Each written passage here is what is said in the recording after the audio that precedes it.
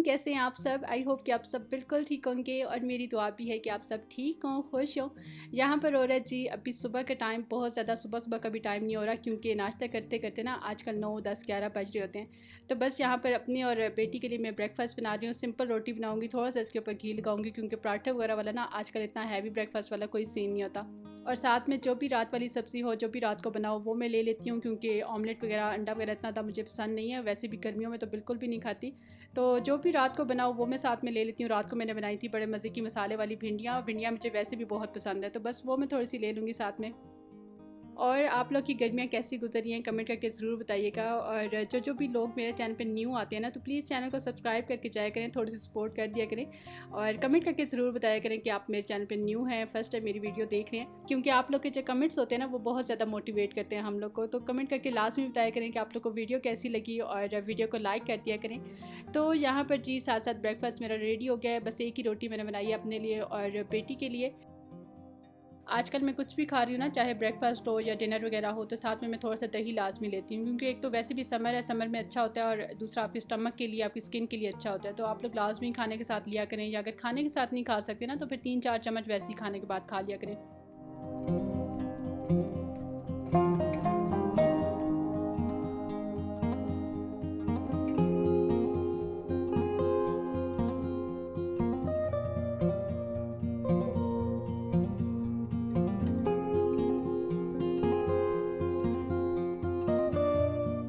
आप लोग अक्सर कह रहे होते हैं कि बेटी की भी रूटीन शेयर किया करें, उसकी एक्टिविटीज़ वगैरह शेयर किया करें। तो आपको पता है बच्चों की रूटीन तो कुछ भी नहीं होती, उनके मूड के हिसाब से उनकी रूटीन होती है। जब उनका मूड होता है तो काम होता है, वरना तो काम नहीं होता।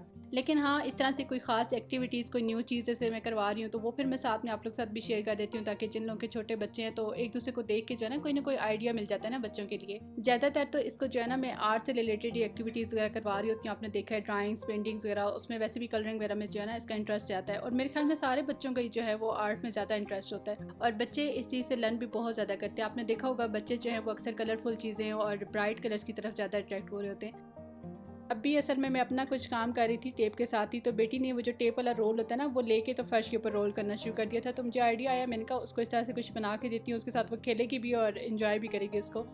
और बच्चे जो हैं वो हमारे साथ काम करना भी इंजॉय करते हैं। मतलब वो चाह रहे होते हैं कि जो काम भी हम लोग कर रहे हैं ना, तो वो लोग भी वही काम करें हमारे साथ मिल के, या फिर बच्चे जो काम कर रहे हैं उनके साथ हम लोग मिल के वो काम करें। तो इसलिए जब भी बच्चों के लिए कोई एक्टिविटी वगैरह बना रहे हो ना, तो साथ में उनको पूरा इन्वॉल्व रखा करें साथ में, उस चीज़ को भी वो बहुत ज़्यादा इंजॉय करते हैं। अभी जब स्टार्ट में मैंने उसके पाँव ट्रेस करवाए थे ना, तो वो क्योंकि अपने हैंड्स वगैरह इस तरह से ट्रेस करके बनाती रहती है, तो मैंने वो उसी को दे दिया कटिंग करने के लिए। और मैंने ये 2 न्यू बना लिए थे ताकि वो यही समझे कि ये उसी ने बनाए हैं। तो वो खुद ही कटिंग करती, क्योंकि कटिंग उसको करना आता है, टेढ़ा मेढ़ा कुछ जो है ना कटिंग कर लेती है, बिल्कुल सही तो नहीं करती।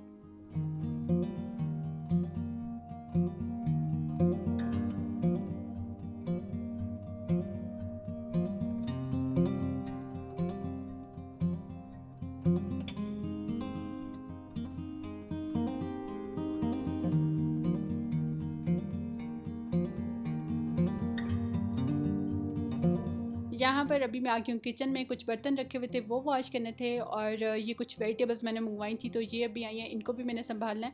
और वेजिटेबल्स वगैरह जो है ना ये आजकल मैं मंगवा रही हूँ ग्रॉसर ऐप से। इस ऐप का मैंने पहले भी एक दफ़ा आप लोगों के साथ जिक्र किया था। तो बहुत ही ना बंदे को ईजी हो जाता है, मतलब आपको किसी का वेट नहीं करना पड़ता, किसी को देखना नहीं पड़ता कि हस्बैंड आएंगे और या फ्री होंगे तो वो आपको कुछ ला के देंगे। आजकल मैं वीकली इन्हीं से मंगवा लेती हूँ, तो बहुत इजी रह जाता है। वैसे मैं काफ़ी टाइम से ये ऐप यूज़ कर रही हूँ, मैं जब स्टार्ट में न्यू आई थी ना तब से ही मैं यूज़ कर रही हूँ। अब तो इनकी सर्विस और भी अच्छी हो गई है।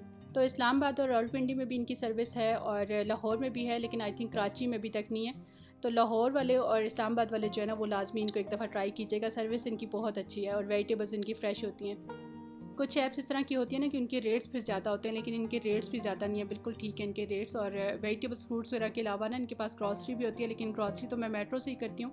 लेकिन हाँ, कोई एमरजेंसी में कोई चीज़ इस तरह की हो ना एक का, तो वो फिर मैं मंगवा लेती हूँ वेजिटेबल्स के साथ ही। और सबसे अच्छी बात जो इनकी मुझे लगी है ना वो ये है कि आपको उसी दिन ऑर्डर मिल जाएगा, और जैसे ही आप ऑर्डर प्लेस करते हैं ना तो साथ ही आपको टाइमिंग भी शो हो जाती है कि किस टाइम पर आपका ऑर्डर रिसीव होगा आपको।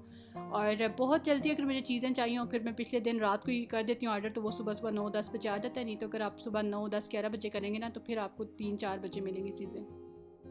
तो आप लोग भी कभी ज़रूर मंगवा के ट्राई कीजिएगा और बताइएगा कि इनकी सर्विस आप लोग को कैसी लगी। और स्पॉन्सर बिल्कुल भी नहीं है, मेरा अपना एक्सपीरियंस अच्छा था तो मैंने सोचा आप लोग के साथ भी शेयर कर देती हूँ, किसी की हेल्प हो जाएगी।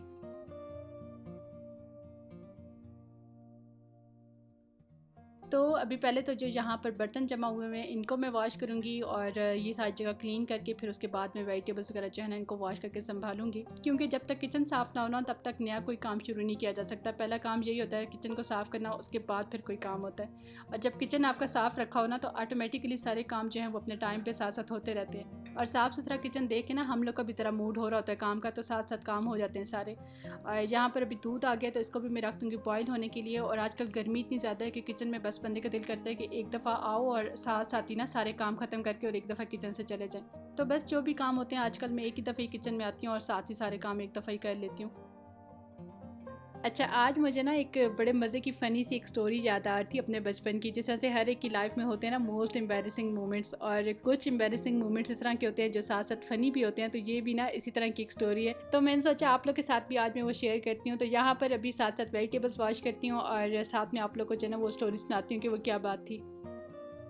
अच्छा, ये जिस टाइम की बात है उस टाइम पे मैं थी शायद 6-7 क्लास में, या फिर इससे भी छोटी थी, मतलब 10-12 साल की थी। तो इस तरह से होता है ना, कोई ईद वगैरह हो या कोई स्पेशल डे हो तो हम लोग मोहल्ले में एक दूसरे के घर मीठा वगैरह भेजते हैं। तो इसी तरह से कोई दिन था, ईद तो नहीं थी आई थिंक, लेकिन कोई शब मिराज या शब बारात वगैरह इस तरह से कोई दिन था और हम लोग एक दूसरे के घर मीठा वगैरह भेज रहे थे। तो हमारे घर भी जो है ना किसी ने मीठा भिजवाया हमारी गली में से ही, और उनकी जो बेटी थी छोटी, मतलब वो भी मेरी जितनी थी, तो वो लेके आई थी।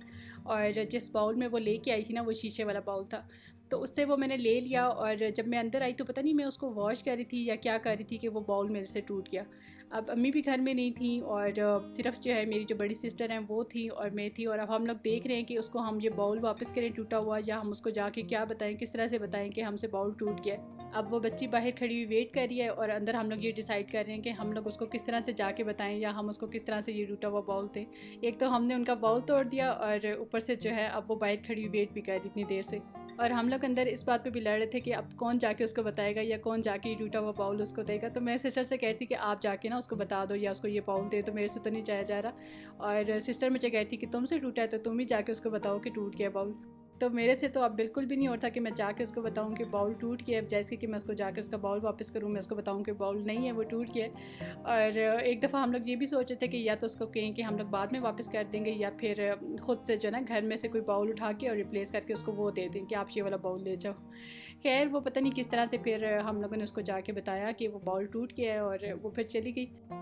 तो ये थी वो फ़नी सी स्टोरी। और इसके साथ एक और भी बड़ी फ़नी सी स्टोरी मुझे याद आ रही थी, चाय वाली। हमारे घर गेस्ट आए हुए थे और मैं चाय बना रही थी, लेकिन ये वाली जो स्टोरी है ना चाय वाली, ये मैं आप लोग को सुनाऊंगी फिर किसी नेक्स्ट व्लॉग में, क्योंकि इस व्लॉग में इतना टाइम अभी नहीं रह गया कि ये स्टोरी मैं आप लोग को सुनाऊँ। खैर यहाँ पर ये वाटरमेलन और इसको मैंने अच्छे से वॉश करके और अब इनको कटिंग करके मैं रख दूँगी ठंडा होने के लिए।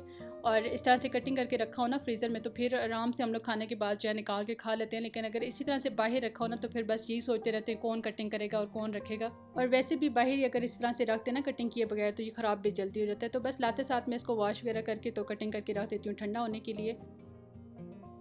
और वाटरमेलन मुझे इतना कोई पसंद है ना कि सीज़न इसका ख़त्म हो जाता है लेकिन मेरा दिल नहीं भरता इससे। तो बस अब इसका सीज़न ख़त्म हो रहा है और अब ये मिल ही नहीं रहा था, और ये मुझे ग्रॉसर ऐप से मिला, लेकिन ये बिल्कुल भी अच्छा नहीं था, फीका सा था और कच्चा कच्चा सा जिस तरह से होता है ना ढीला सा, उस तरह से था। तो बस इनका अब सीज़न ख़त्म हो गया, ये लास्ट टाइम मैंने मंगवाया, इसके बाद अब ये मैं नहीं मंगवाऊँगी क्योंकि अब मज़े का आ ही नहीं रहा। और खाने में आज मैं बनाने लगी हूँ बैंगन का भरता। फ्रेश वेजिटेबल्स मंगवाई हुई थी तो मैंने सोचा कोई सब्ज़ी बनाती हूँ फ्रेश उसको यूज़ कर लेती हूँ। और वैसे भी इस मंथ जो है ना ज़्यादा मेरी कोशिश है कि हम लोग सब्ज़ियाँ ही बनाएं, क्योंकि नेक्स्ट मंथ से फिर से जो है बड़ी ईद के बाद से गोश्त वगैरह हम लोग खाना शुरू कर देते हैं। तो मैंने कहा एक मंथ तो बीच में गैप आए ना, एक मंथ तो हम लोग ज़रा सब्ज़ियाँ खाएँ ना आराम से। तो बैंगन का भरता बनाने के लिए आपको पता है बैंगन को पहले जलाना पड़ता है, और बैंगन को जब जलाते हैं ना तो स्टोव पे इतना कोई गंद हो जाता है ना उसके छिलकों का। तो यहाँ पर पहले मैंने फॉइल पेपर इसलिए बिछा लिया ताकि गंद सारा इसके ऊपर पड़े, और उसके बाद फिर मैं खाना वगैरह बना के जो है ना ये फॉइल पेपर उतार लूँगी।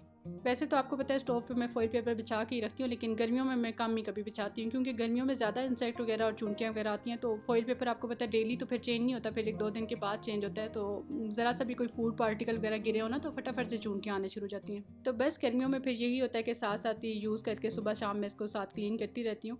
और ये देखें बैंगन मैंने जला लिया और स्टोव देखें कितना ज़्यादा मैसी हो गया।